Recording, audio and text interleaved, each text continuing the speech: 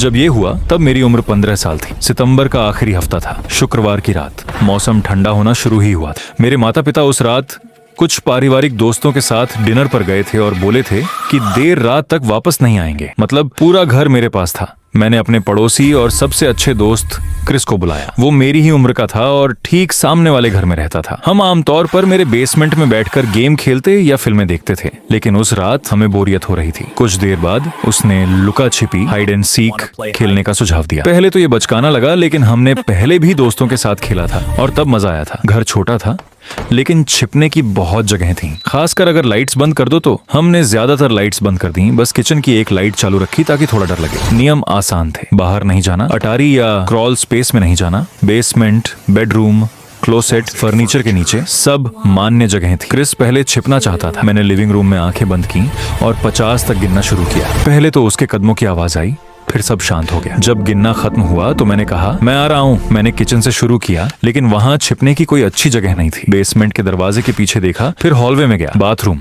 खाली। Front door के पास वाले क्लोसेट में देखा, कुछ नहीं। फिर ऊपर गया। फर्श की हर चरमराहट पर मैं डर जाता। पहले माता पिता के कमरे में देखा, बेड के नीचे, अलमारी के पीछे, कुछ नहीं। फिर अपने कमरे में गया, थोड़ा बिखरा था पर छिपने की जगह नहीं। क्लोसेट और डेस्क के नीचे देखा, खाली। अब बस गेस्ट रूम बचा था, हॉल के आखिर में। दरवाजा थोड़ा खुला था। मैंने धीरे से धक्का दिया, सोच रहा था कि क्रिस कूद कर डराएगा, लेकिन अंदर अंधेरा और सन्नाटा था। बेड के नीचे झांका, कुछ नहीं। क्लोसेट खोला, खाली।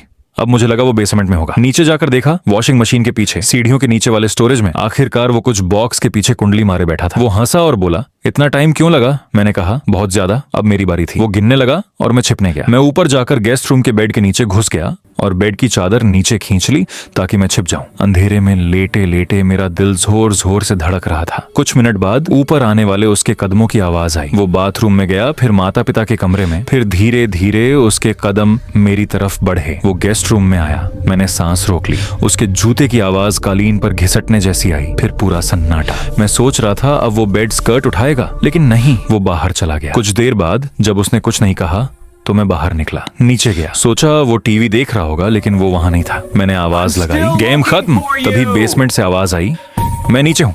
मुझे लगा वो मजाक कर रहा है। मैंने बेसमेंट का दरवाजा खोला और चिल्लाया, मैं बाहर आ गया हूँ। वो बोला, मैं अभी भी ढूंढ रहा हूँ, तू कहाँ छिपा है? मेरे रोंगटे खड़े हो गए। मैंने कहा, मैं अब किचन में खड़ा हूँ। कुछ सेकंड बाद वो सीढ़ियां चढ़कर आया। हैरान नजर से देखा और बोला, तू ऊपर इतनी जल्दी कैसे आ गया? मैं तो ऊपर देख चुका था, वहाँ कोई था। मुझे किसी की सांसों की आवाज आई थी। मैंने कहा, मैं तो बिल्कुल शांत पड़ा था। हम थोड़ी बहस किए, फिर हंसकर भूल गए।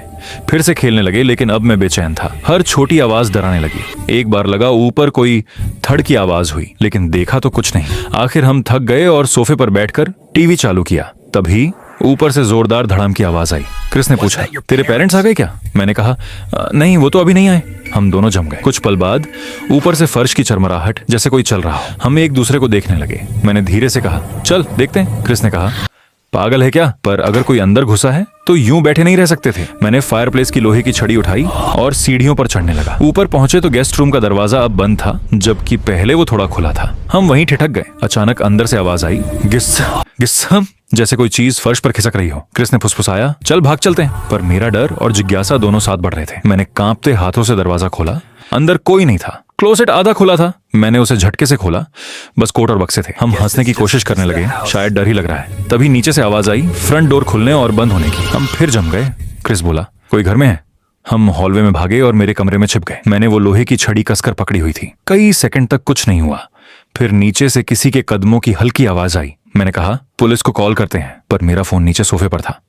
हमने खिड़की से भागने की सोची, पर वो बहुत छोटी थी। एकमात्र रास्ता था हॉल से होकर सीढ़ियां पार करना। फिर कदमों की आवाज करीब आने लगी। बेसमेंट का दरवाजा खुला और वो कदम नीचे उतर गए। हमने राहत की सांस ली और मौका मिलते ही दौड़ पड़े। सीधे पिछवाड़े से भागकर क्रिस के घर पहुंचे।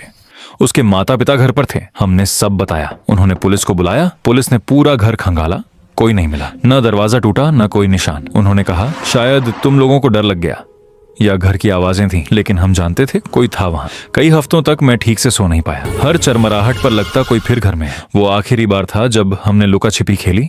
अब हम बड़े हो गए हैं, पर जब भी मैं और क्रिस मिलते हैं, हमारी नजरों में वही डर झलक जाता है। कभी कभी आज भी याद आता है वो दरवाजे की आवाज, कालीन पर कुछ घिसटने की आवाज और नीचे किसी के कदमों की थाप। हम कभी नहीं जान पाए कि वो कौन था। शायद कोई चोर जो भाग गया, या कोई जो तब तक छिपा रहा जब तक हम भाग नहीं गए। बस इतना जानता हूँ, उस रात की लुका छिपी ने हमें सिखाया कि अपने ही घर में अकेले होने से ज्यादा डरावना कुछ नहीं होता।